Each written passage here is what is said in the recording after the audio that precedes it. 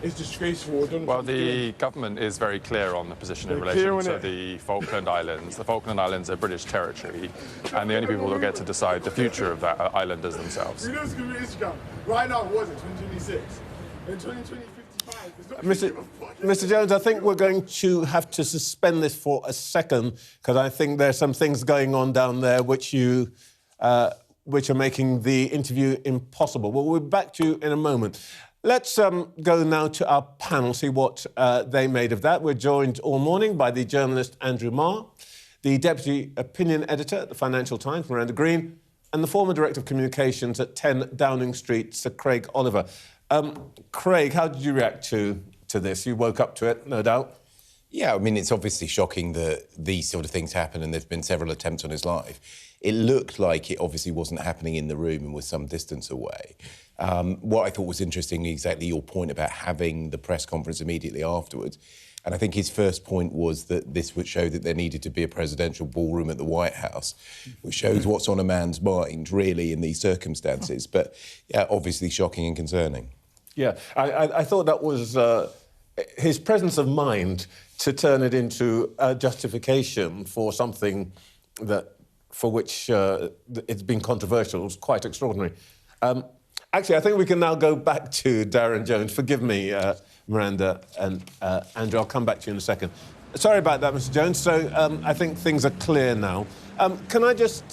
I don't think we quite heard your answer to the question I asked about the Falkland Islands. The Argentinians are saying that they want to open up the conversation about sovereignty again. What is the government advising the King to say to the President, who seems to have been less than supportive on this question? Well, the British government's view is very clear on the Falkland Islands. The Falkland Islands are British territory, and the only people that get to decide the future of that are islanders themselves.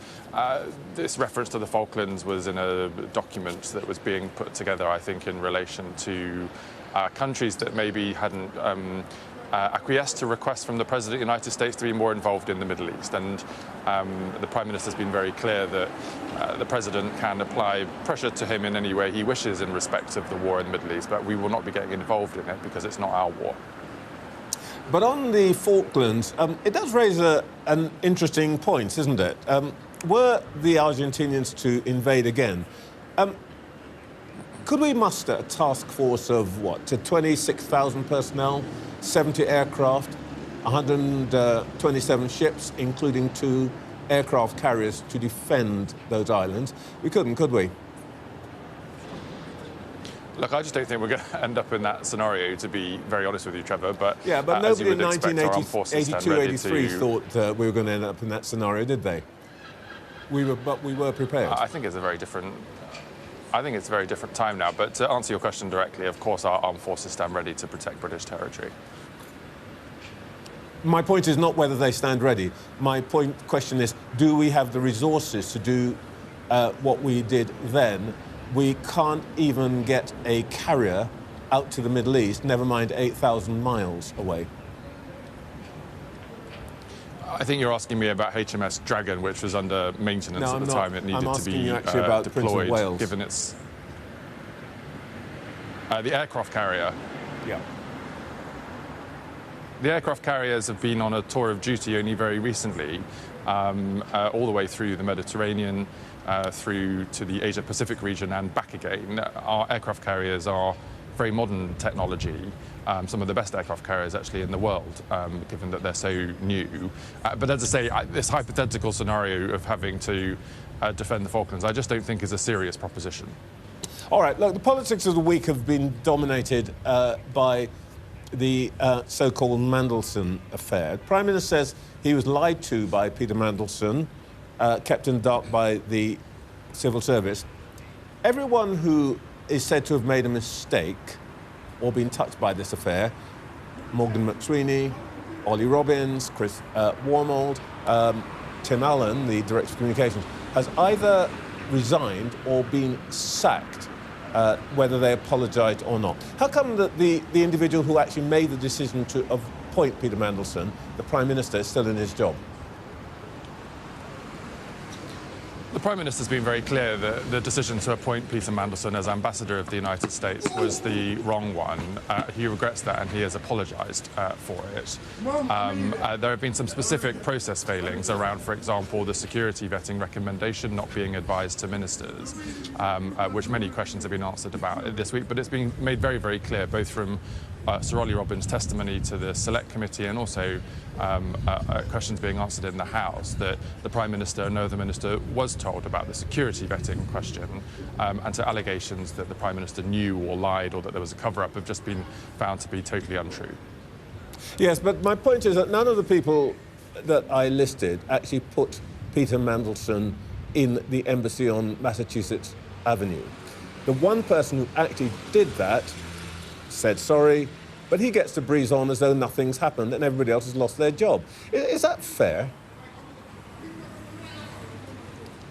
As I say, the Prime Minister's apologised for appointing him, but it's also been very clear that had Peter Mandelson given him the whole truth in relation to questions that were put to him by the Prime Minister's office, and indeed if officials had shared the UK security vetting recommendation, the Prime Minister wouldn't have appointed him in the first place. So the whole situation is regrettable, as you would imagine. But as I say, on these particular questions of whether the Prime Minister had lied or misled the House or had done any wrongdoing here, that's all been shown not to be the case. And we have to be honest. I mean, there are serious process questions here. It's right that Parliament looks at these issues. Yeah, I'm not really asking you about process. I'm asking you about what is fair and what is just. Before the local elections, because of course it's a political I'm attack saying from that other parties when great things are happening.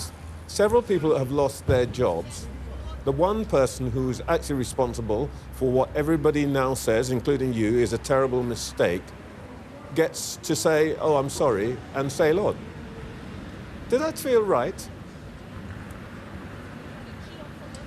Well, I think I've answered that question, but my point is that there's been no wrongdoing on behalf of the Prime Minister that has been proven. They're all allegations, and as I was just saying, whilst there's important process questions there, and it's right that Parliament looks at those, there's no denying the fact that in this pre-election period, opposition parties want to try and make as much of this as possible, and that's why they've accused the Prime Minister of things that have been shown not to be true, when we're getting on with great things from the Renters' Rights Act to the Employment Rights Act, protections coming in for people in private rental or in insecure work. NHS waiting lists are down to the lowest they've been in 3 years. A&E waiting times are improving.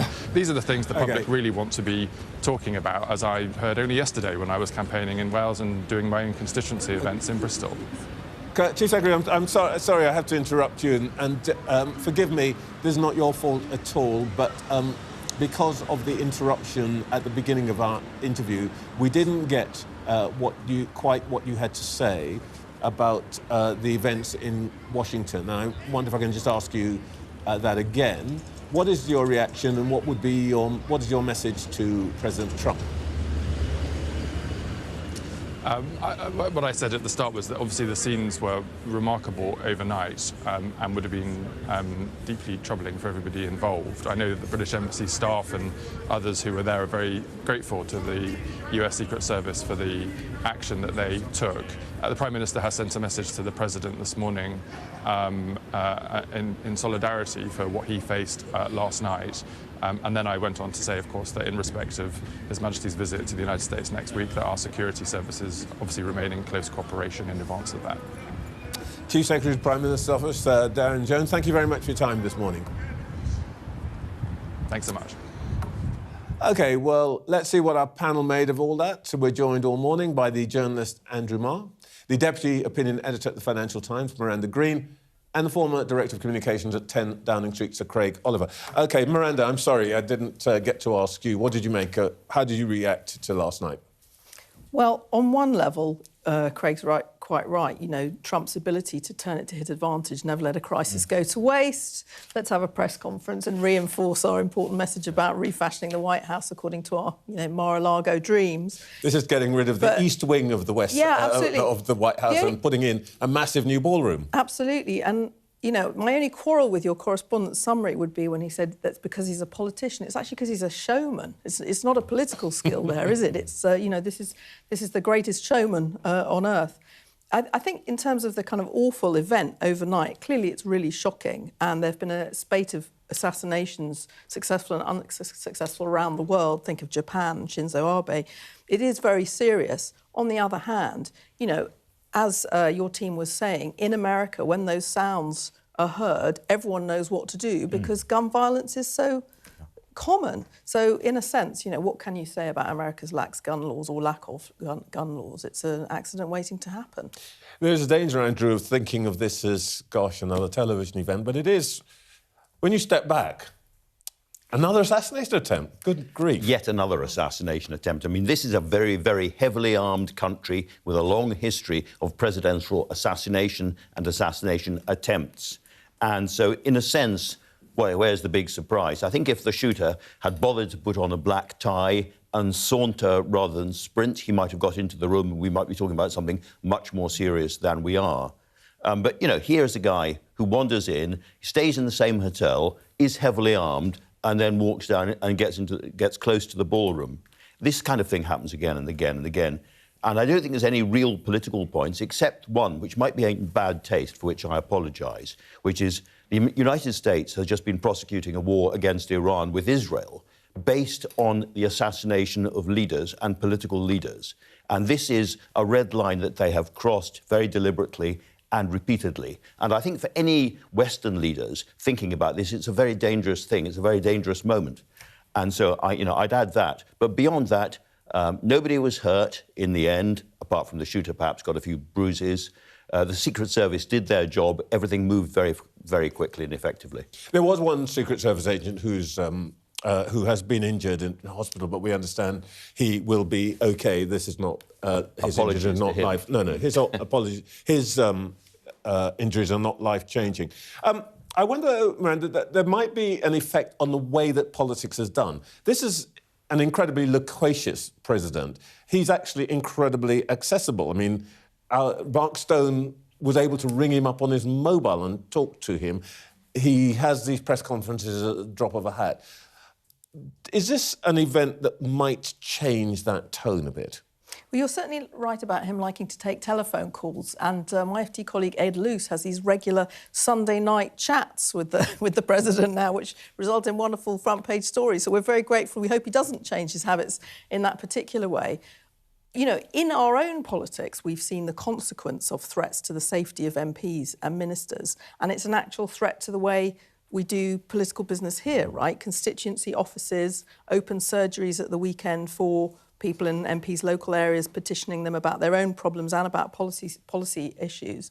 It's a huge issue, and democratic politics does depend on close contact between the voters and, who they elect, because otherwise it is just it's only relevant, that contact, at election time, which is what the public complain about already. So I think, the consequences are serious. But that does seem quite remarkable that somebody could get that close in this particular event last night, no? Well, I was just thinking we've actually just seen an example of it, isn't it? I mean, look, I don't want to draw attention to it, but Darren Jones is standing out in public and there's a guy wandering around behind him, literally within a foot of him at stages, having to be rushed off by the police. So, look, the reality of politicians being exposed is very real and very, very obvious.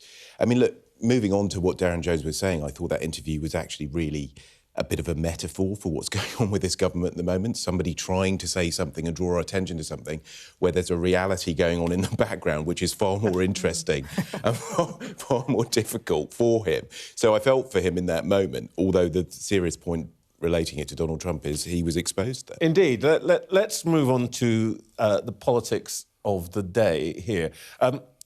Your newspaper, Andrew, ran a cover this week which said, I think that the caption was Starmer all alone. All alone. Where is he this weekend? Well, he's pretty lonely. I imagine he's currently playing five-a-side football with his mates at Chequers, which is what he does on most Sunday mornings, particularly a lovely morning like this one.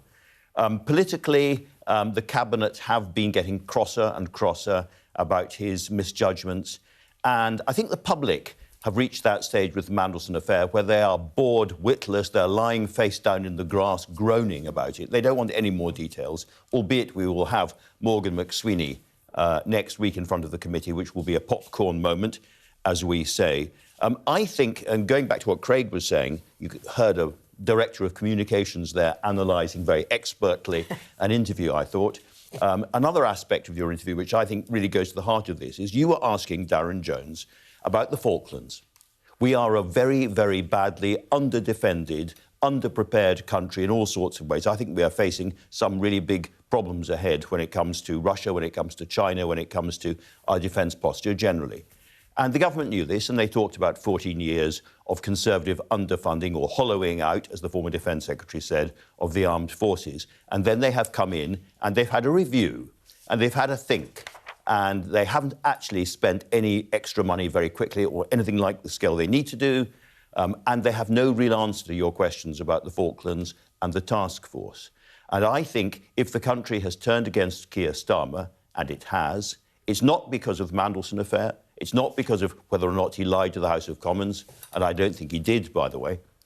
It's because of a general sense of lack of direction in this country and the really, really big calls domestically about defence, about cost of living, about growth being dodged or put to one side by a Prime Minister who appears to be lacking in any real sense of direction or self-belief. So to do what's necessary on defence, as on so many policy issues, you do have to have a style of leadership that is convincing. Because some of the... You have to talk to the public and you have to really set a clear direction and you have to make everyone feel that you're going somewhere together and that the destination is spelt out. And increased defence spending obviously involves, you know, enormous costs elsewhere in the public sphere. Now, with the energy costs that have been brought about by the conflict in Iran, this is all going to get much more difficult fiscally and in terms of the cost of living squeeze on ordinary voters and their families.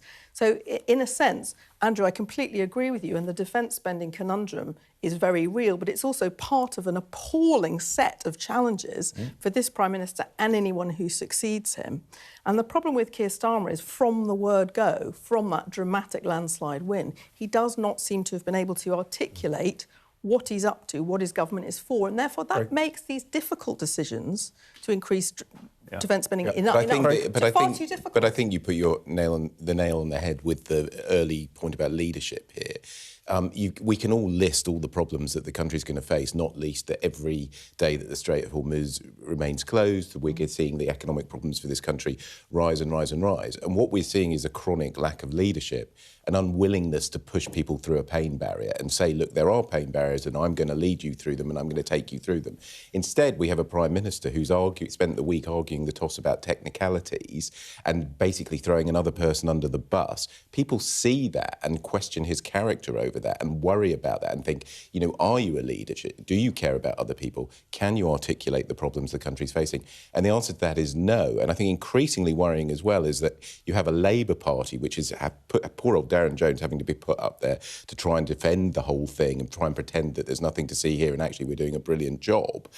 This is, you know, this problem of leadership vacuum, I think, is growing and growing and growing. I wonder, though, if we might be missing a point here, which is that the Cabinet actually believes they are doing a great job. And I was struck very much. I was very struck by a remark the Prime Minister made in an interview that's published today in Sunday Times, where he says that most MPs, quote, I'm quoting here, just want to get on with their jobs. They don't want to make a lot of noise. They don't talk to journalists about it. I've got to say, does he genuinely think that? I mean, between myself and colleagues here at Sky, I think we could list about a couple of hundred Labour MPs, including ministers, who never stop wanting to talk about it. Poor dear Keir. If that's what he really thinks, then that's very touching in a sense. Most MPs want to keep their jobs, never mind getting on with their jobs. And I was talking to a Conservative-leaning pollster who'd been covering this for some time. And he said, look, it's very, very simple in the end, Andrew. He says, in the end, if you have a leader who cannot win you a general election, you have a choice. You either change the leader or you lose the general election. And at some point, the Labour Party, the Labour MPs, are going to have to confront that choice. Now, I don't think it's coming very quickly necessarily, but that is the truth. That's the truth of the matter. OK. We're now coming up to 9 o'clock, and you are watching Sunday Morning with Trevor Phillips. There is, of course, breaking news this morning. President Trump and the First Lady were rushed from the stage at the White House Correspondents' Dinner in Washington last night after what appears to be another possible assassination attempt The ballroom at the Washington Hilton was packed with senior members of the Trump administration, including the Vice President, J.D. Vance, alongside hundreds of journalists. One person has been arrested and charged. Authorities believe that he acted alone and stayed as a guest at the hotel. He's been named as 31-year-old Cole Thomas Allen. The Times Washington correspondent Katie Balls, who's a regular on this programme, was at the dinner. I can talk to Katie live now. Good morning, Katie. Thank you so much for staying up. Where were you when this all happened, and what did you see? What did you hear? So I was in the dinner, and if you are an international journalist, you're quite low in the pecking order when it comes to seating arrangements. So I was sat on a table very close to the door, about 10 yards from the door, I think. And at first we heard the shots, but I think most people in the room, and there were, over 1,000 guests in that room, didn't quite necessarily know what it was at first. Was it a surprise entertainment? I think the president has said he thought it was perhaps trays clashing. But after a few shots, and I think there were about 5, it started to dawn on everyone. And then there was a shout of, get down. And everyone was crawling on the floor, getting under tables to try and hide, not sure what was going to come. So you basically get under a table, and you presumably wait until somebody says it's okay to raise your head. It must have been, we're thousands of miles away, and we can afford to some extent to make light of it because nobody has been killed, frankly. But it must have been pretty terrifying. Yeah, I think at the point of it happening, when we heard, I think it was about 5 shots, and then a sense of just uncertainty, and there was light panic, I think. Some people ran, most people just got on the floor, people hiding under tables. I think the closer you were to the door where you could hear it was coming from, probably the more worried you were. But quite quickly, the president was evacuated, as was the vice president. We could see from, you have journalists hiding under tables, but also they're still journalists, so they're trying to film, peek out under the tables. And for example, from our table, we could see Pete Hegseth, the Secretary of War, rush past us. And they were quite quickly trying to evacuate every cabinet member. So I think the uncertainty and not knowing quite what the threat was meant that you had about 15, 20 minutes where people were pretty worried. And then after that period, there was, looking at your phones, a sense they had come to an end. But it was for an event that's meant to really be, the highlight in the social calendar of Washington, D.C. And this was Donald Trump's first time attending as president. It was very far off, I think, what most people had expected, and quite an unnerving night. Yeah. We understand, of course, that they're going to have another go at putting this on later. But we were just discussing the fact that the White House machine got itself into action straight away. We had this press conference, and the president said what he said. What effect do you think this is going to have politically, if any? You always suspect that there's going to be a slight rally around the flag aftermath here, or is that not part of Trump world?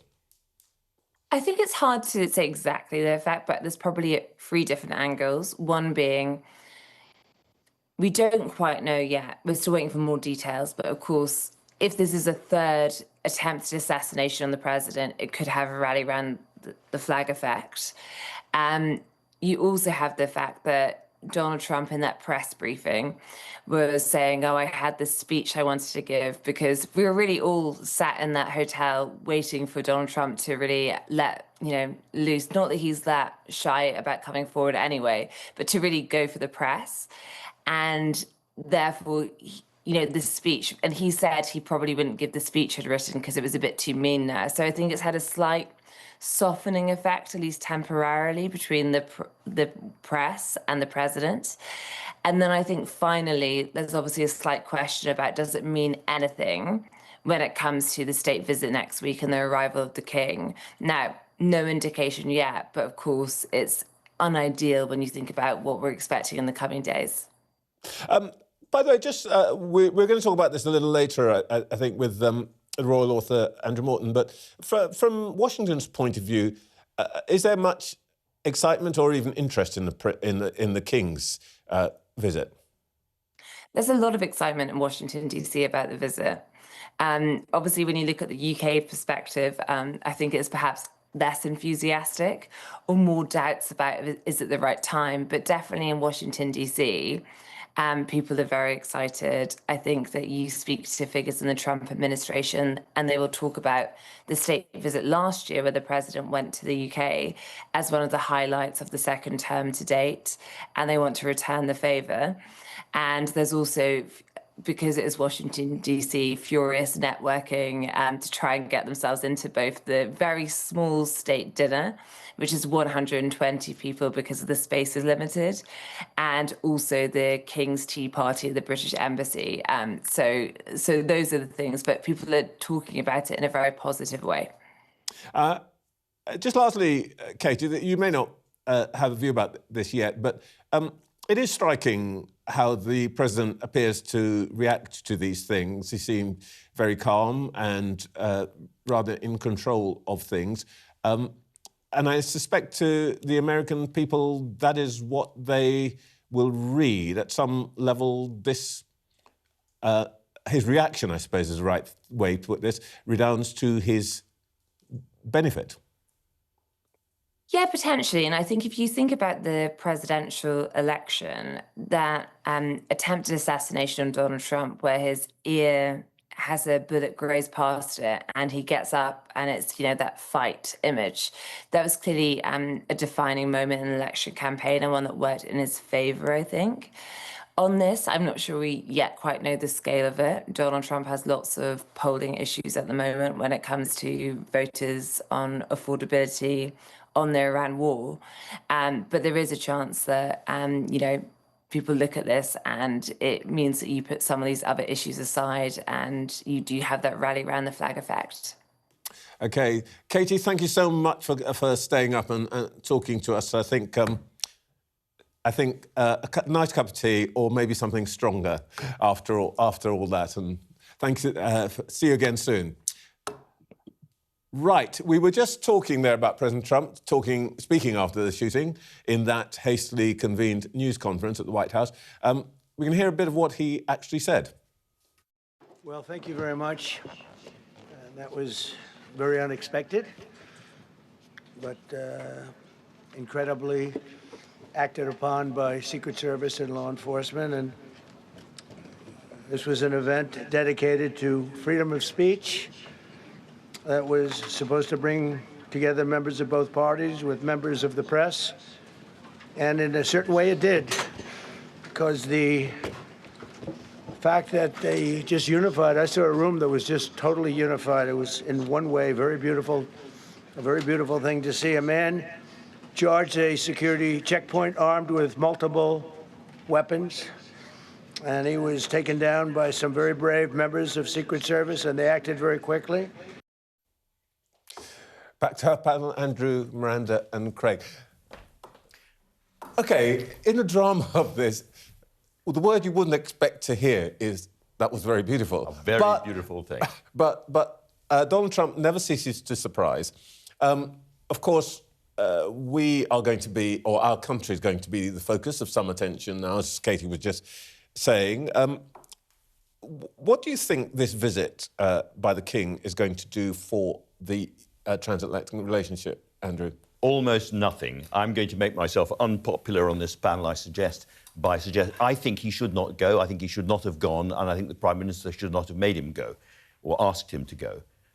Donald Trump admires the King and will be very gracious, and there'll be lots of warm words, and it will last for 5 minutes at most until he changes his mind again and does something else. He'll say something appropriate about the Falklands, perhaps, and we'll go hooray, hooray, hooray, and the next day the page will be turned again. This is not a president who you can rely on for any serious change of policy because of a visit.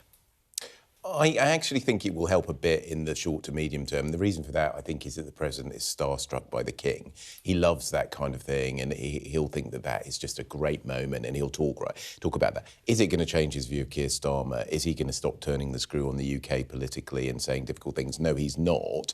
But in terms of just about keeping the relationship afloat and people being able to say, look, we can hang on until maybe somebody else is there, it is broadly more worrying. It's hard to think of a president in modern times that would troll his major ally to the extent that President Trump has done. And I think people in Britain are just basically desperate to do anything that can give any straw of credibility to keeping this alive.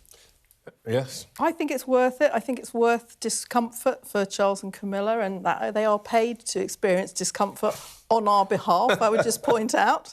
And, I agree with Craig. I think it's worth it. I thought, Katie's description of the British press seated near the door because they're quite low down the pecking order in Washington. We are also, as a nation, seated quite near the door at the moment in Washington, and we don't want to be out the door, and every little helps. That doesn't mean to say that we don't experience serious discomfort about sucking up to a very dangerous president, because we do. But I think in this circumstance, we just have to suck it up. It's quite striking. I mean, the last time we had a big visit like this, Queen Elizabeth, 1991, I looked up what she said, and she said a couple of interesting things in her speech. She said, at that point, I salute the outstanding leadership of your president, courage and prowess of the armed forces of the United States. We've both learned from history that we must not allow aggression to succeed. We were, at that point, shoulder to shoulder against Saddam Hussein. And if you look at her speech, she was, in a way, speaking of the United Kingdom as an equal to the United States. I don't think King Charles can get away with that now, can he? Nobody thinks that now, certainly not President Trump. We are right down. I mean, I really like Miranda's metaphor of being close to the door. We are pretty much at the door anyway, along with the rest of the European Union, or the European Union, not the rest of the European Union. We are in a position where, because of years and years and years of under-defending ourselves, not spending enough on defence, we talk big, we go out into the Middle East and we beat our chest and we pretend to be a big player. We are not a big player. The pretence has gone and we have to adapt to the new reality. Well, of course, all of this becomes important because in our domestic politics, because one of the things that is said about our current Prime Minister, and he sort of encourages it to be said, is that there may be problems at home, but on the international stage, he's a big figure and he's doing terrifically well. I mean, I think he's completely reaching there. There's this idea, I took the right steps in terms of Iran. I think he did, but I don't think he did it because he was doing out of moral situation. He basically didn't want the backbenchers of the Labour Party on his case because Iraq still runs very, very strongly through. I think using that as an argument for strength just isn't really working, and meanwhile all the other troubles swarm around and pull him down. I think it is, to an extent, true. And I think, for example, the way that the UK government of whatever political stripe has stood firm on Ukraine, for example, and has continued to try and convene, meetings about Ukraine with European allies is admirable. And the British public has stayed staunch on it as well. So I'm not quite as cynical about it as Craig. But the problem is, however you're performing on the international stage, and the public do understand it's a moment of crisis, that is not going to help you with your core problem as a government, which, as discussed, is a fiscal disaster and a bunch of unanswered policy questions that become more urgent every day. So it only gets them so far. Let me actually, for one, stand up for the Prime Minister. I hear what Craig says about the Labour backbenches, and he's absolutely right. Nevertheless, I think it was quite difficult for Starmer to rebuke President Trump after spending so much time oiling up to him and giving him envelopes and the rest of it. I think that was difficult, and that was a big call, and it is the right call, so we should applaud him for that. But in terms of looking to the future, this Iran war is going to produce an absolute hurricane of economic mayhem coming in our direction very, very fast and very soon. And so for all of these people that we're looking at in the papers today and the percentages of whether or not they're likely to replace the Prime Minister, they should all be thinking this is the ultimate political hospital pass. If I become Prime Minister, a new Prime Minister in 6 weeks' time, I will be facing the worst economic chaos we have seen in more than a generation. And I will be very, very unpopular very, very quickly. I would like to come back to the runners and riders later, but can we just talk a bit about exactly the heart of what you've just said, Andrew? There are things which are now baked into our future. Inflation, to some extent, possibly shortages, and so on. We may see this summer, if the Strait of Hormuz doesn't open up now, some shortages of jet fuel which will affect people's holiday plans. Lufthansa has already, I think, cancelled 20,000 flights. How much trouble do you think the government is going to be in just in dealing with the aftermath of the Iran war, even if it's solved? Well, there's no money to do much with it, is it? During COVID, we were able to spend billions and billions of pounds bailing people out, and the government is not really in a situation to be able to do that when the energy shock comes through in a couple of months' time. I think it's going to be real and it's going to be extraordinarily difficult. I think that politically, that for the first year of the government, they were able to blame the mess that went on in the previous administrations, but the reality of a failure to grip the situation in terms of welfare payments and get public spending under control is very, very real. I think that has created a situation where the backbenchers of the Labour Party are in control and be able to tell the Prime Minister what to do. And they're really, really struggling to get a grip of it on any of this. They show no sign of wanting to be able to go through a pain barrier or to lead people through the pain barrier that is necessary here. And I think the backbenchers increasingly are making more and more demands. And if Keir Starmer goes, it's likely to swing to the left, and there's going to be more pressure to have that kind of spending situation that we're in. Andrew, can I just come back to you on... The big event this week is going to be Morgan McSweeney's appearance before the Foreign Affairs Committee. How catastrophic could this be, and what would backbenchers do? It's only catastrophic if Morgan McSweeney changes his position entirely and attacks the Prime Minister. He's somebody I know reasonably well. I've dealt with for many years. And he is the most eloquent and able exponent of what Keir Starmer believes I've ever come across, much more so than the Prime Minister himself. I think you'll get a very, very powerful defence of the Prime Minister. We'll all be fascinated. We'll pick over it.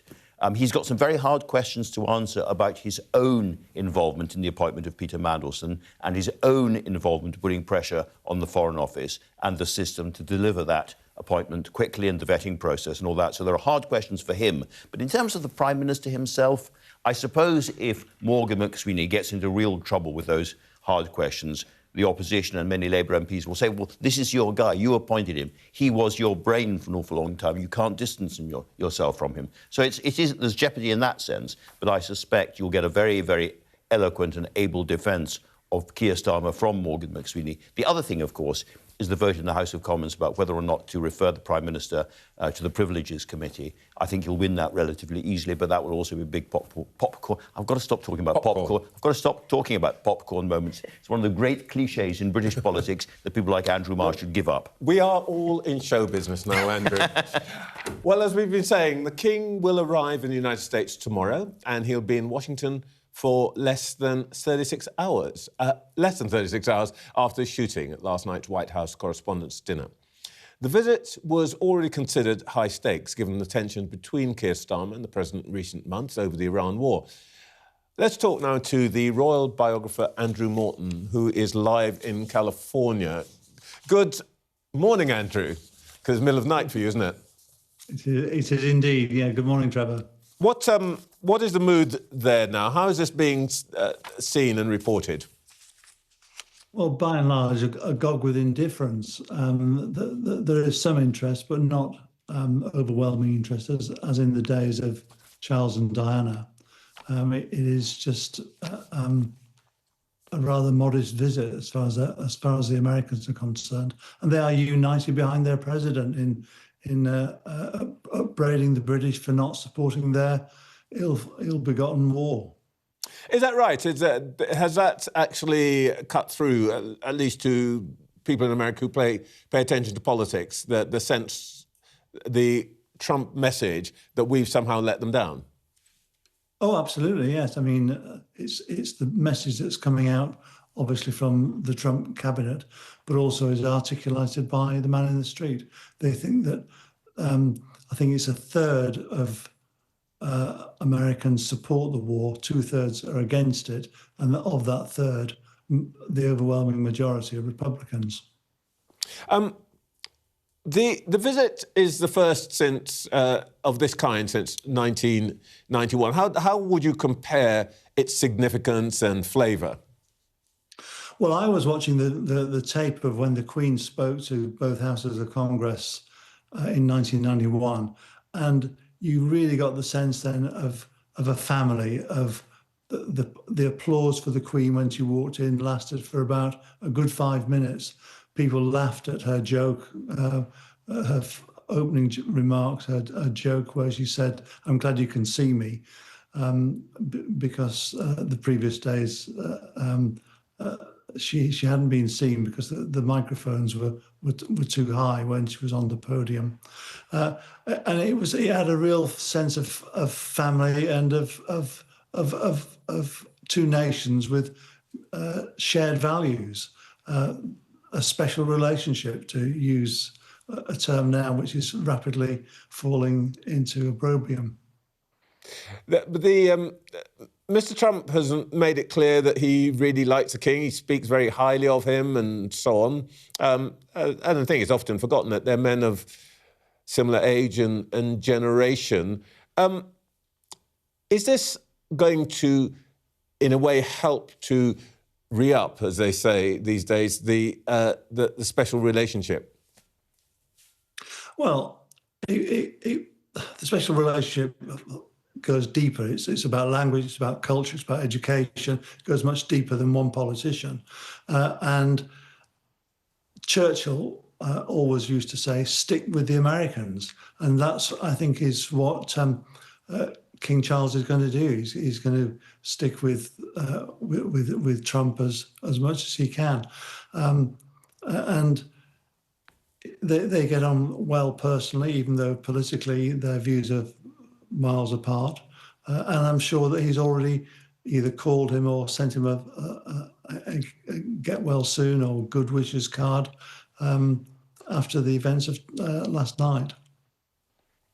There's always been a slight edge in that relationship, which is, if you like, the Americans being our cousins and all of that, but also slightly disapproving of Britain as a colonial power for understandable reasons. And we've seen in the last couple of days, the Argentinians have raised the issue of sovereignty over the Falklands.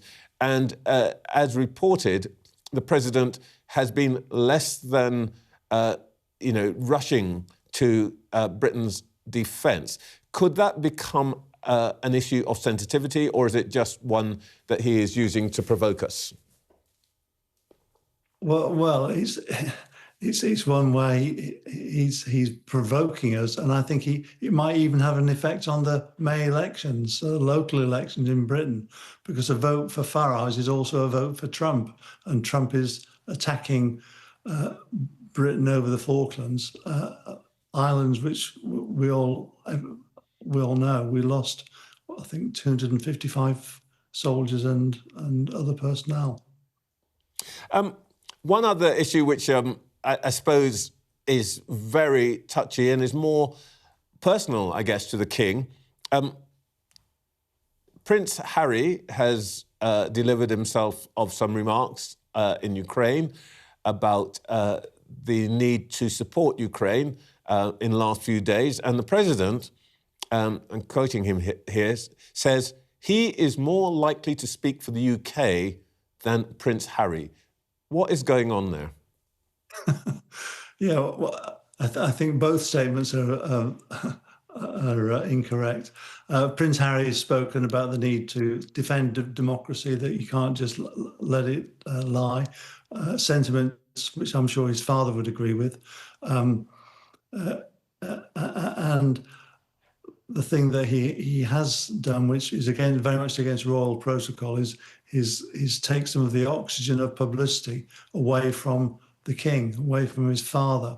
And even though what Prince Harry has said would make total sense to any right-minded person. The fact that he said it when he did has overshadowed this trip and ensured that once again the Harry problem is in the forefront of people's minds. Just very quickly, Andrew, last point. We referred to the late Queen's visit. Where will this visit stand, if you like, in the series of royal visits, which I think go back to 1860. George VII, wasn't it? George VI, yeah. George VI, sorry. 1939. I mean, again, that was a very important visit. That was he came as King of Canada because of the sense of isolationism in America. That visit was important, but the real bromance, what really began the special relationship, was the relationship between Roosevelt and Churchill, and to the point where Churchill was once getting dry after a bath. Roosevelt entered the room and Churchill quipped, "You see, Mr. President, I hide nothing from you." So that relationship was a very important one, possibly the most important of the relationships that we've had over the years. It's been a topsy-turvy royal romance between the Brits and the Americans.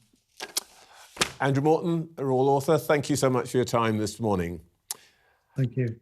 Let's get some reaction now from the opposition here to events in America overnight and the King's upcoming visit. A little earlier, I spoke to the Conservative Shadow Home Secretary, Chris Philp. Chris Philp, what's your reaction to the events overnight in Washington?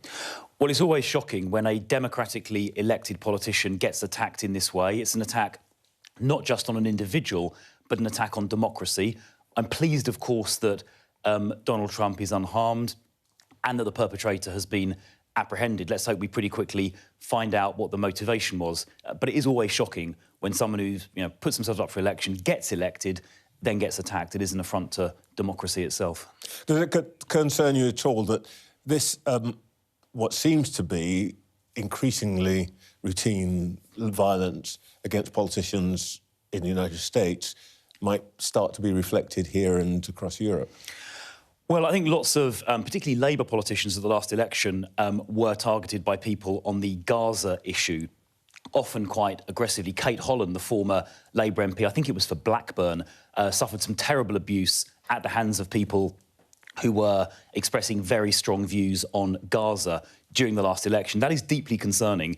Political violence has no place in our politics, and anyone who practices intimidation for a political purpose here in the UK should suffer the full force of the law. The King heads for the United States this week. What would you advise the King, were you in government, to say to Mr. Trump about the Argentine claim on the Falklands?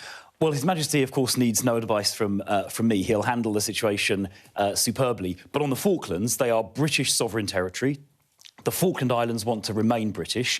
The Argentinians have no legitimate claim to them whatsoever, and any British government should be robustly defending them. I haven't yet heard Keir Starmer, in my view, make a strong enough statement on that. They are British and we will defend them, as we did in 1982, and the government should be ensuring that all of the military hardware necessary is located on those islands right now to defend them, because one of the mistakes that was made in the early 1980s was the Argentinians thought the British government didn't have the resolve to defend the Falkland Islands. So a message needs to be very clearly heard in Buenos Aires. They are British and we do have the resolve to defend them. Well, the Argentinians may be looking at a different sort of signal. They know for a fact, because it is true, that we cannot assemble the task force we did in 1983. That was 1982, I beg your pardon. 26,000 people, 70 aircraft, 127 ships. Would you like to apologise to the Falkland Islanders for the 14 years in which you hollowed out the defence our defences and left them defenceless. Well, I would like to point out we do have 2 aircraft carriers equipped with F-35Bs. We can't even get them as far as the Gulf. Well, we have 2 aircraft carriers, but the point is we do need to spend more on defence, Trevor, for the reason you mentioned. There's only one political party committing to get to 3% of defence expenditure by the end of this Parliament. That is the Conservatives. We have a plan to get rid of this ridiculous two-child, or reinstate, rather, the two-child welfare cap. That will save sufficient money that will fund 20,000 All extra... that's going to go to defence? 20,000 extra troops from the putting the welfare cap back in place, and 3% of GDP by 2029. The Conservatives are the only party with a serious, detailed plan to restore defence expenditure. And this incident in the Falklands, but of course also what's happening in Iran, Ukraine and so on, makes the point that properly funding defence is so important. The government, the Labour government, haven't even published their defence investment plan that should have been published a year ago. Okay. They are not serious, but we are.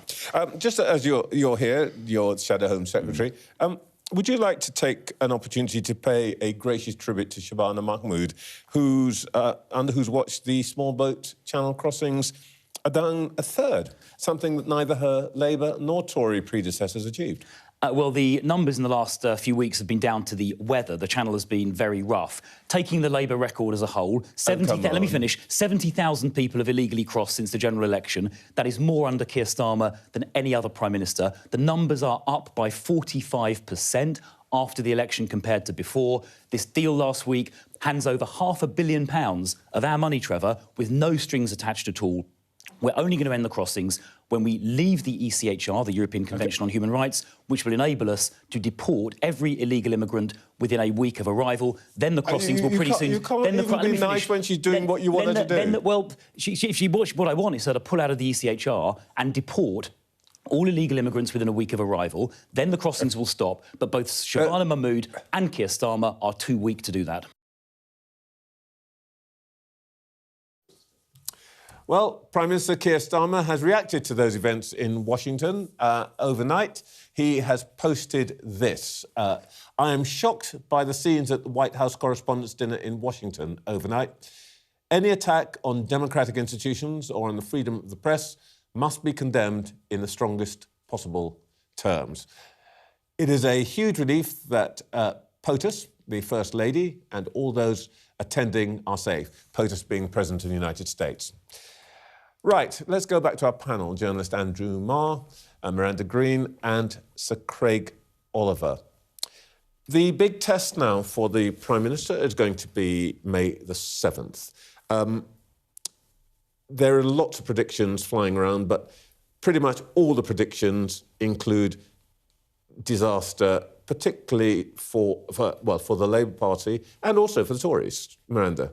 So I think there are a lot of kind of wise heads saying, well, a disastrous night for Labour is priced in, as we say, as in we see it coming down the track so clearly that it won't be such a disastrous shock to Keir Starmer's leadership.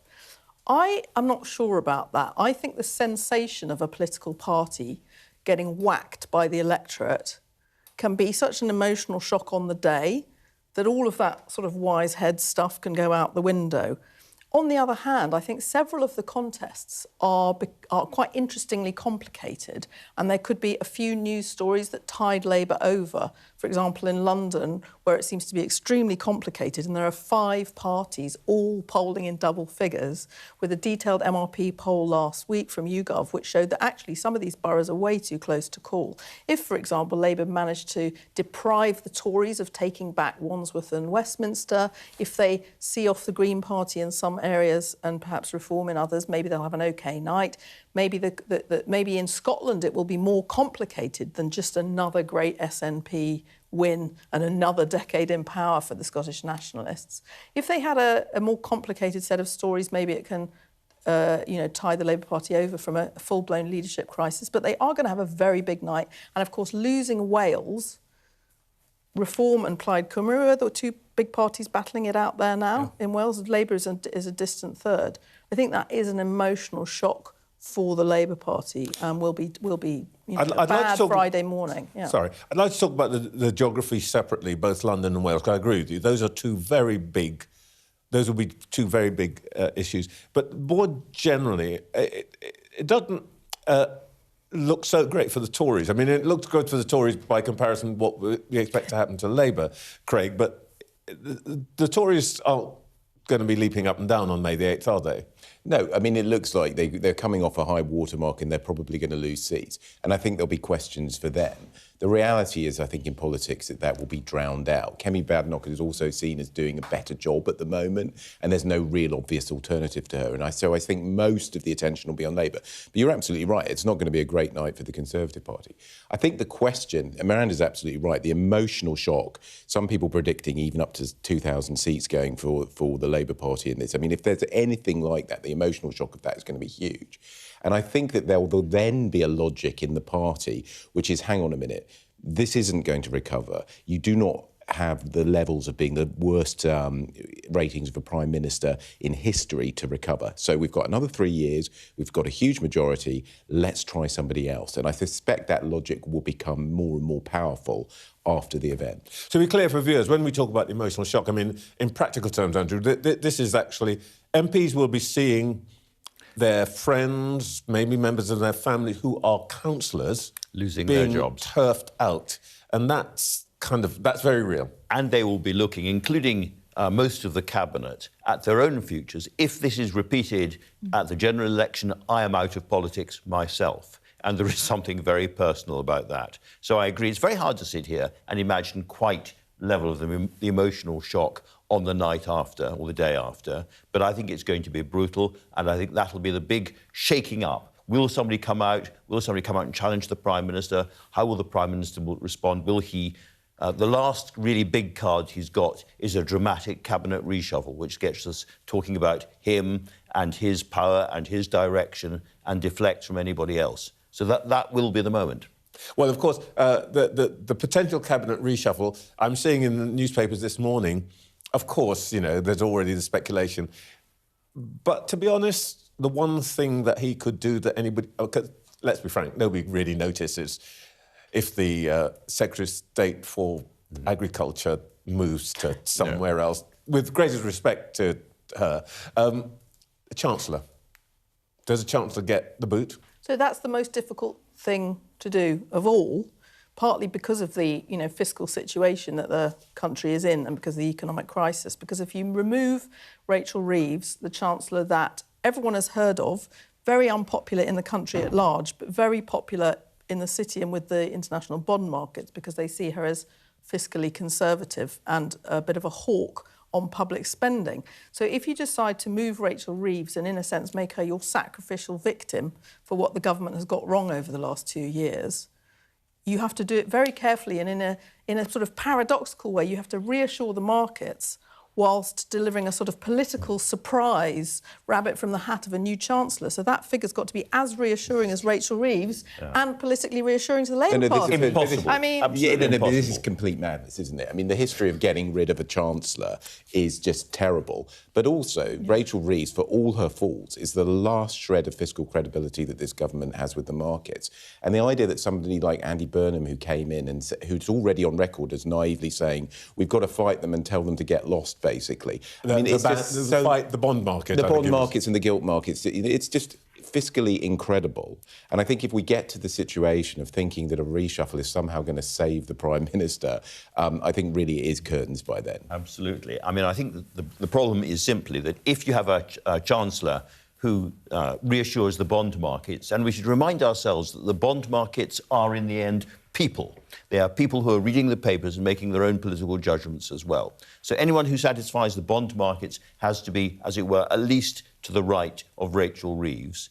And at the same time, if it's to protect the Prime Minister, has to be popular on the Labour benches. And there is no such person.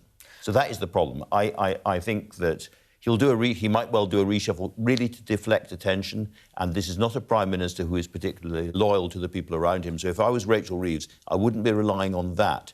I just think, get rid of Rachel Reeves, put in Ed Miliband, the bond markets will not be happy, get rid of Rachel Reeves, put in John Healey, the Labour Party backbenchers will not be happy. There is no answer. Before we go to break, Miranda? Just quickly, that also a reshuffle is a way to try and reassert your sort of authority and show everyone demonstrably that you are still the guy who has the power of patronage. But is the Prime Minister's own authority actually up to it? What if he has a botched reshuffle and there's 2 or 3 days of negative headlines of, for example, Ed Miliband refusing to move again, because there are a lot of stories, you know, that's going to make him look weaker. Prime Ministers also worry about reshuffles because it makes lots of enemies. And I think one of the most interesting things this week was Yvette Cooper coming out saying, I don't like the idea that you allegedly said to the Foreign Secretary, don't say anything to the Foreign Secretary about us getting rid of somebody. It's, you know, this is a real problem. They are people too, just as the bond markets are people, the Cabinet are people too. And they are going to get very, very nervous and worried about this and start revolting about it too. In just a moment, we'll be back with our panel.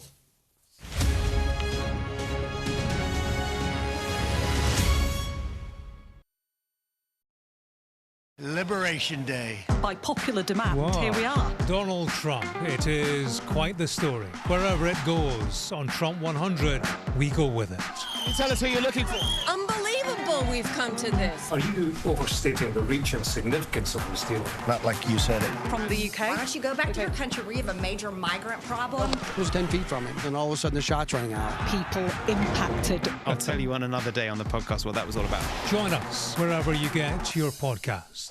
A lifeline for millions of people living on both sides of one of the most volatile international borders. It's dams like these that have become inflection points between the two nuclear-armed neighbors, which could potentially lead to water wars in the future.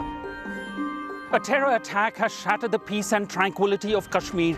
At least 26 people have been killed and as many injured when militants fired upon them. I'm Neville Lazarus and I'm Sky's reporter based in Delhi.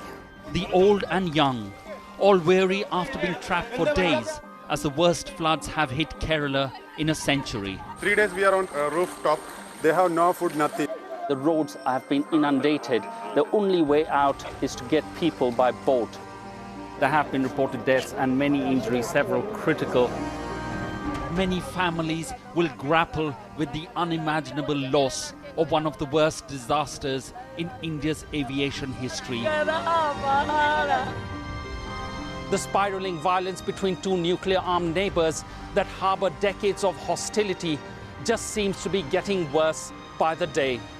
Garbage dumps like this not only threaten the lives of millions of people, but also pose a deadly consequence on the environment and climate. It is a source of death, decay, disease and pollution for hundreds of thousands of people living in its shadows. There is so much disease because of this garbage. Sometimes it's so difficult to just breathe. Companies like these are helping India in its trajectory to be a serious player in space exploration. Over the next 45 days, an estimated 400 million Hindu pilgrims are expected to converge here in Prayagraj on the banks of the holy river Ganga and Yamuna. It's a real kaleidoscope of people from all walks of life. What's the best thing about being a Sky News presenter? Perfect. Let's bring you some breaking news. Being a Sky News presenter. I began by asking, Thank you so much. trusting us to tell her story. The battle for number 10. Sky News has been given exclusive access. Let me give you a sneak peek. It was the day those present would never forget. Why did you decide to open up and tell your story? I urge you not to look away. If Hamas hands the hostages over, they will end this conflict. The world has been watching. Good to see you again. How are you? Did she say how he was? The conditions are awful. The jets were ordered to come back. Historic day here today. How will you respond if India does launch airstrikes? They'll be all out to war. I'm just going to put some body armor on. I'm Yalda Hakim. Back to our panel, journalist Andrew Marr, Deputy Opinion Editor at the Financial Times, Miranda Green, and the former Director of Communications at 10 Downing Street, Sir Craig Oliver. When we look at the forecasts for May the 7th local elections, Scotland and Wales, one thing that really strikes me forcibly is that most of the now 6 parties that we have vying rather than the normal 2 are, to some extent, geographically located. The only one which seems to have a presence across the country, oddly enough, is Reform. No, I think that's absolutely right. And I think I actually was interviewed Andrew earlier in the year, and he said that the problem with what's going on at the moment is that the British Constitution is a bicycle made for 2, and there are 6 parties trying to get across it. And actually, to strain the metaphor even further, like they're not in different parts of the country. I think it is an issue that is going to become very clear. I think you're absolutely right to highlight Wales. I also think there are things going on in Scotland at the moment where a referendum again is very much back on the agenda. So I think that sense of politics shaking all over the place. And if the Green Party is going to do as well in London as people think, what does that mean for England's capital? Really extraordinary circumstances. John Trunny said to me, Andrew, a couple of months ago, gosh, imagine there could be nationalist leaders in Edinburgh, Cardiff and Belfast. Absolutely right. And he's also said that a majority of 1 in the Holyrood Parliament means that he will call again for a referendum. And although it's meant to be once in a generation, that would be taking place in the context of a badly weakened and possibly chaotic leadership in London. Would Labour under Starmer or somebody else be strong enough to say no? Would they actually say no to a referendum? That's going to be one of the things we're talking about if it happens after May.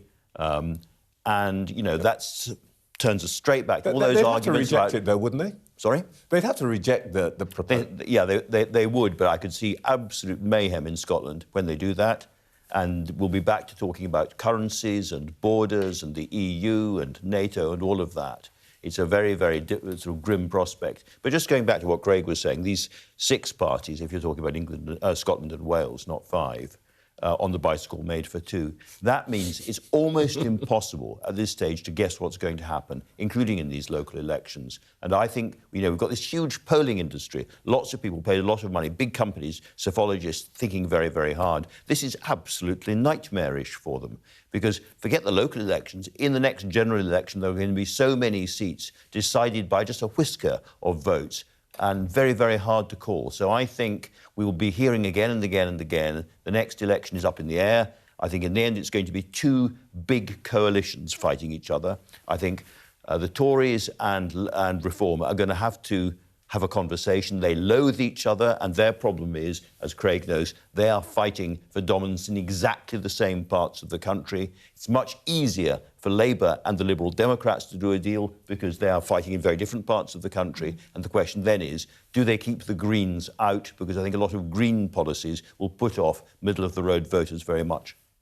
Miranda? I do agree with all of that. Just on this bicycle made for 2, the weirdness about Wales is that the new voting system actually does reinstate a bicycle made for 2. It's just not the 2 we're used to. It's Reform and Plaid Cymru. So you've actually managed to create a situation where the 2 main parties are locked out in Wales, which is a whole new political geography there. But the broad point is the right one, and you're quite right to highlight London, Trevor, because that's where you've dramatically got 5 parties in contention, a whole bunch of boroughs too close to call, and so the result could be, you know, quite unpredictable on the night, except that the Green Party is eating the Labour left. And that is a phenomenon that you can see in all different parts of the country. And Labour left you to be... Perhaps with the exception of Scotland, actually. But. And Labour left you to be dominant in London, of course. That was its home ground. One other thing which I want to raise with you, we can have a look at the popularity of ministers among members. I want to show you this for... a simple reason, but we'll find it in a minute. But when Labour activists are polled, the top person, Energy Secretary Ed Miliband, the bottom person in their popularity stakes is the Home Secretary Shabana Mahmood. Let me suggest this. The thing that is really afflicting the cabinet is that all of the things that are popular amongst Labour activists, net zero, this, that and the other, and unpopular amongst Labour activists, shutting down borders, stopping the boats and all of that, are exactly the opposite amongst the country as a whole. So Shabana Mahmood, who's actually apparently done managed to do what Home Secretaries haven't done before her, which is to reduce immigration numbers, has actually declined in popularity amongst Labour activists. Here's the thing. I think at the time of the election, the country were told that they were going to be electing in Keir Starmer a very sort of grey, centrist, middle-of-the-road, don't-rock-the-boat kind of leader. And they did. They also elected a socialist or left-wing party. And it's that conundrum that is being played out right at the moment. So when it comes to growth, for instance, when it comes to defence, then you can see sort of national imperatives and the voters leaning in one direction and Labour backbenchers still in another. I mean, there's a sense of which all political parties in some way seem to have taken leave of their senses, don't they? That they've become so obsessed with what they care about, that and the values arguments that are going on, that they've lost touch with reality. And I think anybody, regardless of political party, who just takes a sense check of looking at that and seeing Ed Miliband at the top, knows, if you know politics, that the British public confronted by Prime Minister Ed Miliband, he's not going to be a popular choice. I just think that that is inarguable. And I think that the reality is that all political parties, to some extent, are struggling with the values of their members. For example, the Conservative Party at the moment, it is impossible, I feel this very, very keenly, to be a member of the Conservative Party at the moment and say that you think that Brexit was a bad idea. It seems to me that the Conservative Party needs to get over that hump before they can get to a situation where right-of-centre people or centre-right people feel much more comfortable about voting for them. But because of the values-driven thing, you have that kind of situation, and what's going on with the Conservative Party too. Last week, Miranda, I found myself in the studio speaking for MAGA as an... Oh, wow. You know, it's just a job, it's just a job. I don't have opinions. But let me speak for Ed Miliband. Many people would now say, yeah, he's all a bit left-wing and all that, but at least he knows what he stands for. Well, the party's not the country, which is your overarching point with that data. I think the problem for Ed Miliband is that, he's done a really good job of convincing SW1, actually, that he's been quite effective as a minister. But net zero and that whole climate agenda has become politicised, and, the right have attempted to create a sort of dividing point to polarise us on it. So I think that would be a huge problem for him. And also, we were talking about Scotland. In 2015, when Ed Miliband was Labour leader, Labour lost Scotland, the whole of it, right? Okay. So if you're talking about uniting the country and the problems of bringing together the UK, is he the answer? I'm not sure. Can I just make a couple of Ed Miliband pro points? OK. One, despite everything you read in the papers, he is not plotting against the Prime Minister right at the moment. I know that. Second, if you're looking for somebody who is eloquent and believes in stuff and argues his case and doesn't back down, which is what the people who don't like Starmer say, then tick, tick, tick. OK, well, he now knows where to look for his campaign manager. Right. Now, new news about Sky News. We've got a new programme starting next week and a new presenter who will be bringing it to you. And that is Cathy Newman. See what I did there? Who is with me now. Hi, Cathy. Wow, you should be in advertising.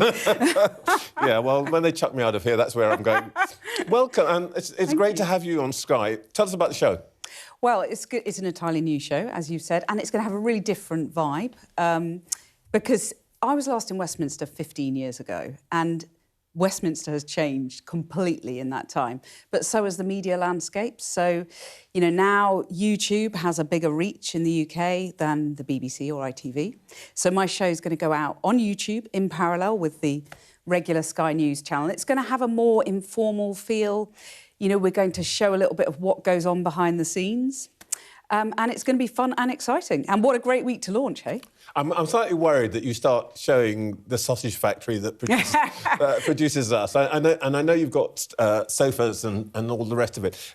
A lovely dusky pink velvet sofa. Have you sat on it yet? You get furniture. I just get a desk. But well, these are comfy too, Trevor. But what do we think? I mean, you're arriving ahead of these extraordinary elections, and presumably that will be politics is going to be part of what you do. What do you think is essentially going to be the story that you're going to be covering? Because you're going to be on every night, Monday to Thursday. Well, I mean, this week, it couldn't be more high octane here in Westminster, could it? It could be a week that determines the fate of the Prime Minister, the next week too.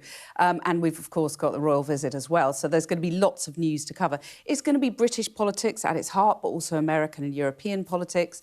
It's going to be big stories, exclusive interviews, investigations. So it's really going to be showcasing Sky's original journalism. So it's going to have that kind of feel to it, but as well as big political figures, I'm going to be interviewing, cultural leaders, actors, artists as well, I think a lot of people say to me, news has got so grim, I can't turn on the news anymore because it's just too depressing. So we're going to try and bring some excitement and uplift and inspiration as well. You're also, if I may say so, famous for your investigations and scoops and all that business. Are you going to be doing that separately from the show, or bring that into your show? Well, it's going to be both into the show, but also across Sky more widely as well. We're going to be putting a team together on that. And I think that's where journalism is at the moment. You need to offer something original and different, a reason to view, whether that's on YouTube or on the regular Sky News channel. So, there's going to be political investigations, but also investigations more broadly as well. So, to some extent, we are going to be the little sister programme. I'm hoping we'll see more of Big you Brother. here. Hardly. Well, thank you, Kathy, and good luck with it. Thank you. And a big thanks to our panel today, Andrew, Miranda and Craig, who no doubt will be... I have to say, it sounds very, very much like a certain LBC show coming. You should be in advertising as well. Brilliant plugging. I just want to remind before we go, breaking news this morning... President Trump and the First Lady were rushed from the stage at the White House Correspondents' Dinner in Washington last night after what appears to be another possible assassination attempt. The ballroom at the Washington Hilton was packed with senior members of the Trump administration, including the Vice President J.D. Vance, alongside hundreds of journalists. One person has been arrested and charged who authorities believed acted alone and stayed as a guest at the hotel. He's been named as 31-year-old Cole Thomas Allen. We will be back next week at 8:30 with interviews with party leaders from the SNP, the Greens and the Conservatives. And don't forget, every evening this week, The Cathy Newman Show.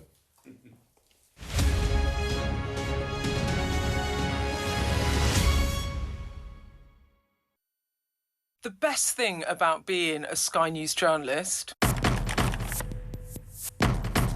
My darling. Beth Rigby, Sky News. Is being a Sky News journalist. You said to people, I'm not coming back for more, but you have come back for more. Well, let's kick off and make a statement. What can our Prime Minister say to you to not impose tariffs? He's coming out! What more do you need?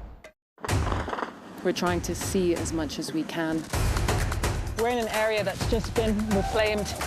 Mr. Zuma, Sky News. People are directly protesting. The whole neighborhood has rallied around her. It's been impenetrable to journalists over the last 2 years of war in Sudan. I've been waiting for this for 2 years. It doesn't feel like a big homecoming. It was never going to be pretty. War isn't pretty.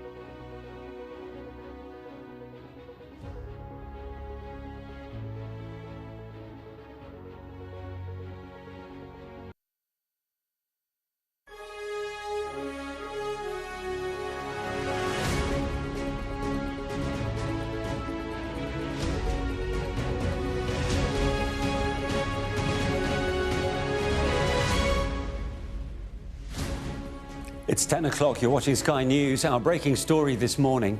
President Trump is rushed out of an event for journalists in Washington after a gunshot was fired close by. Mr. Trump was unharmed. Members of Trump's cabinet at the event were also rushed to safety, with crowds told to take cover under tables. There seems to be some sort of a shooting, or certainly shots, what appear to be shots fired at the White House Correspondents' Dinner. Later, President Trump posted CCTV footage which appeared to show the gunman charging through security before opening fire. If you have a whack job who's got a brain, but it's a little bit distorted or a lot distorted, they can make trouble. Police say 31-year-old suspect Cole Allen from California has been arrested.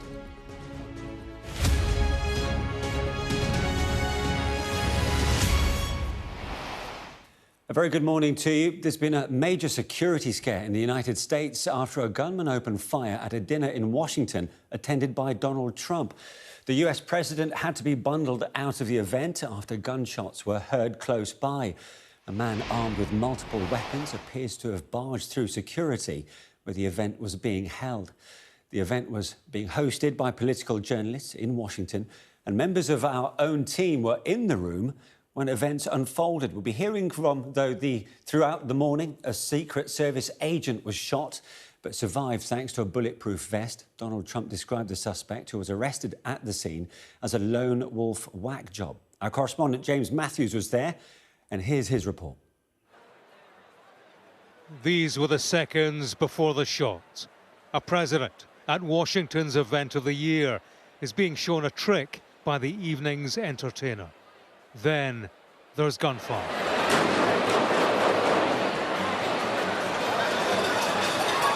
On the top table, it goes unnoticed at first, until security agents storm the stage and evacuate the president.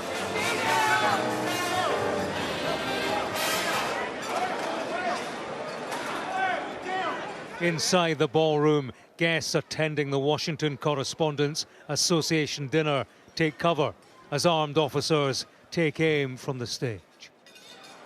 There's confusion as they look for the shooter.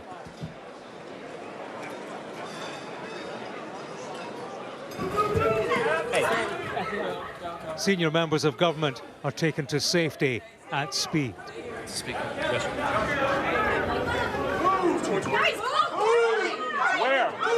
Where? Ollie Rad. Still no? Still no?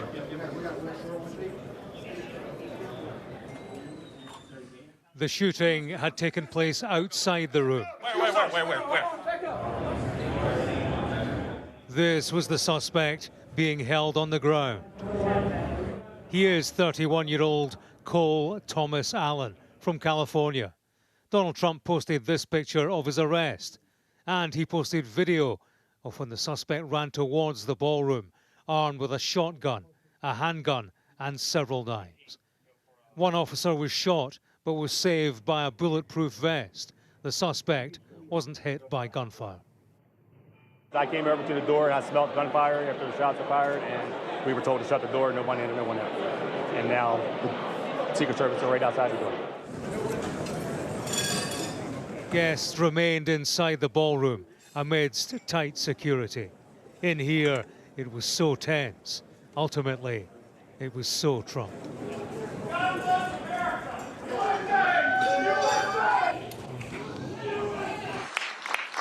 The president will be having a press briefing at the White House in 30 minutes. That is not a joke.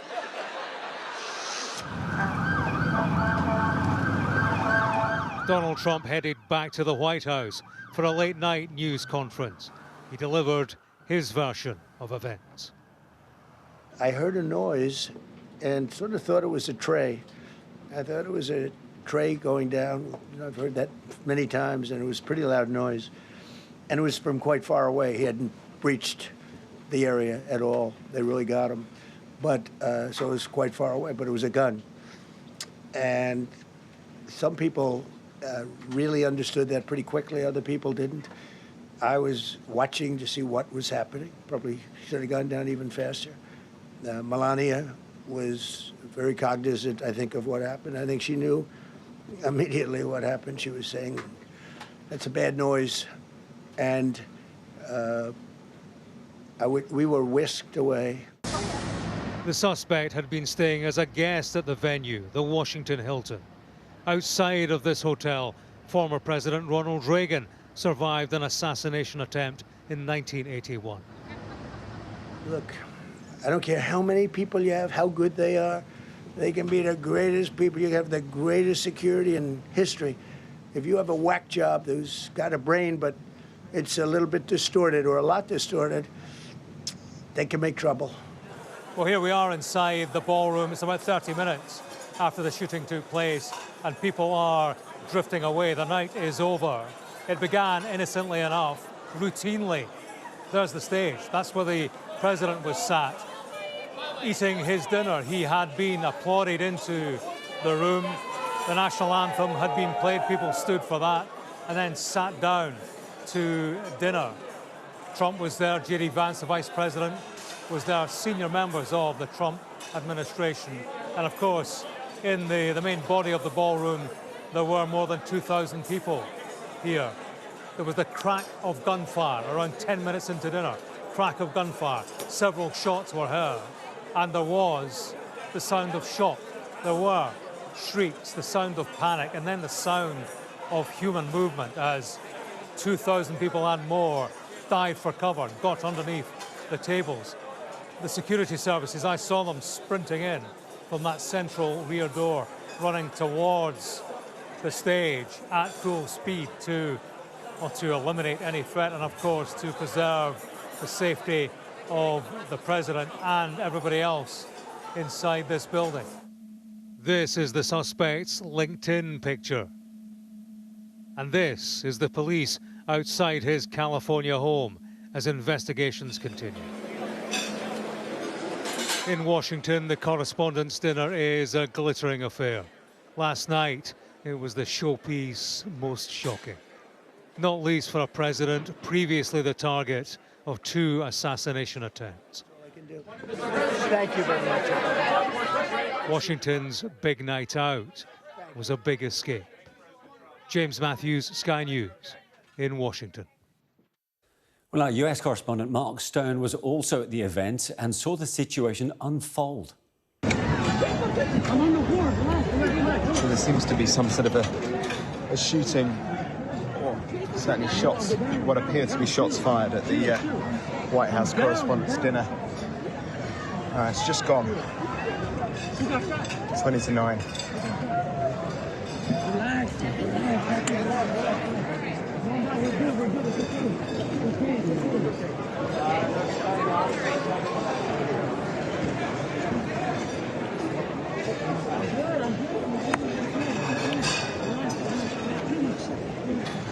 The president's been moved out of the area. There seems to be what looked like Secret Service making their way through to the centre of the area now.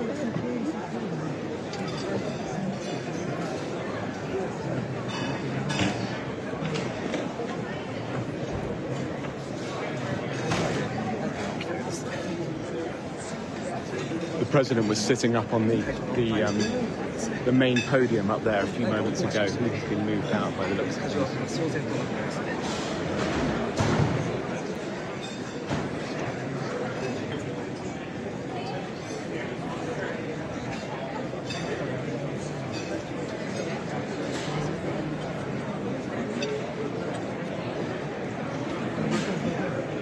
Well, it's just coming up to 9 o'clock in the evening here in Washington, and about 15 minutes ago, shots were heard here at the Correspondents' Dinner in the Hilton Hotel.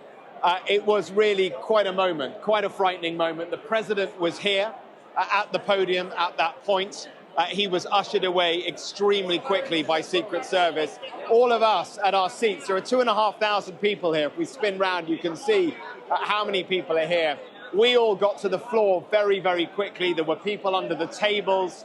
It was frightening, very frightening. We didn't know precisely what had happened at that point, but it became clear quickly that shots were fired. Now, what we think has happened, and this will be an evolving story, I imagine, as the hours go on, what we think happened is that somebody outside in the reception area outside the ballroom either opened fire or was fired upon by the Secret Service, who were operating security points outside the ballroom.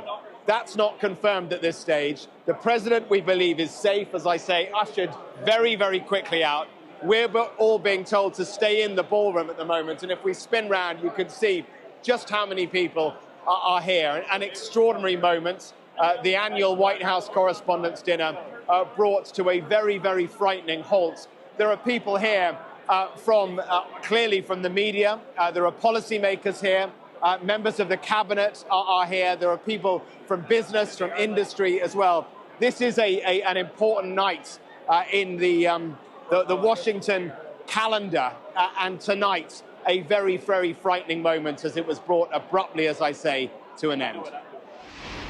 Well, Mark joins me now from Washington. It's been a fair few hours since it unfolded. Incredible footage from yourself as well, Mark. How do you reflect on it now, a few hours later?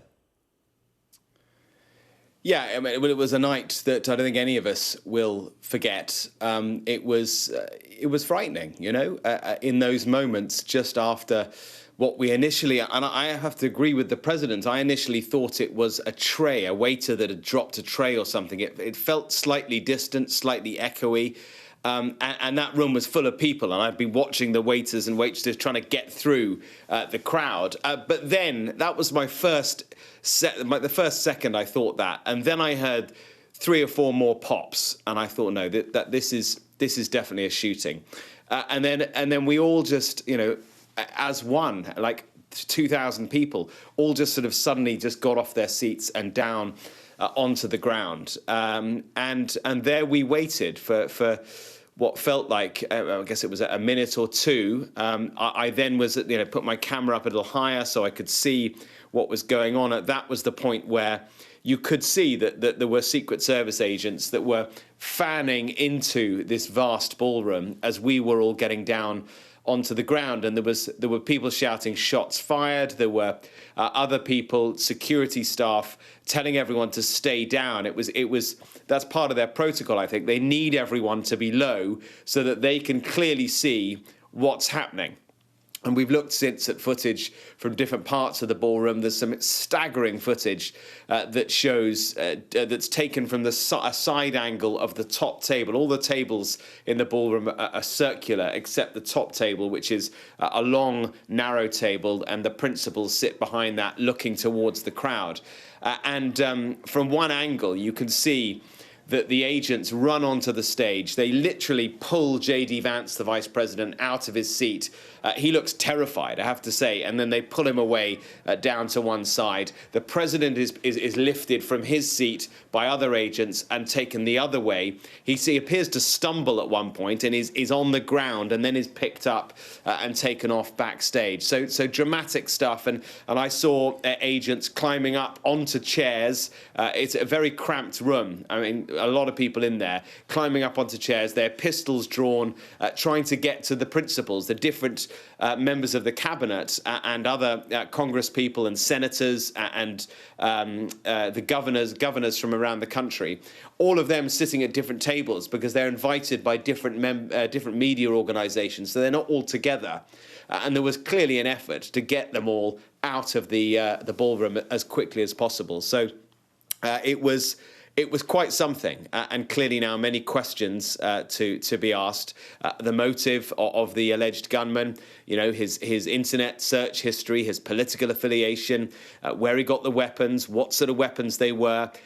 Particularly the motive, though. Was this, as President Trump believes, a third assassination attempt on him? He alluded to that.